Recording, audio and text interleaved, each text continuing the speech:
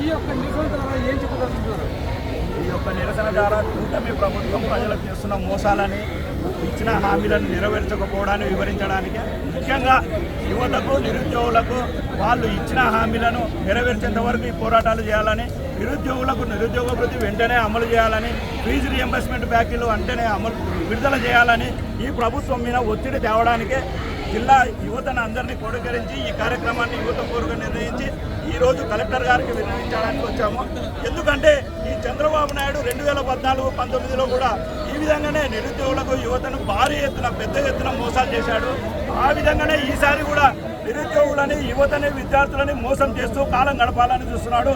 ఖచ్చితంగా వాటి మీద మా వైఎస్ఆర్ కాంగ్రెస్ పార్టీ తరఫున ఒత్తిడి తీసుకొచ్చి ప్రజలకు ఇచ్చిన హామీలను, ముఖ్యంగా యువతకు నిరుద్యోగం ఇచ్చిన హామీలను నెరవేర్చేంత వరకు ఈ పోరాటాలు చేస్తామని తెలియజేసుకుంటూ, ఎక్కడో ప్రశ్నించడానికి పార్టీ పెట్టిన పవన్ కళ్యాణ్ గారికి కూడా ఈ విధంగా విన్నవించుకోవడం ఏమనగా, అయ్యా మీరు ఎన్నో పుస్తకాలు చదివారు, అంతో నాలెడ్జ్ ఉందని చెప్తారు, మీరు ఫస్ట్ ఈ సంవత్సరం కాలంగా ఏం చేస్తున్నారో మాకు తెలియదు.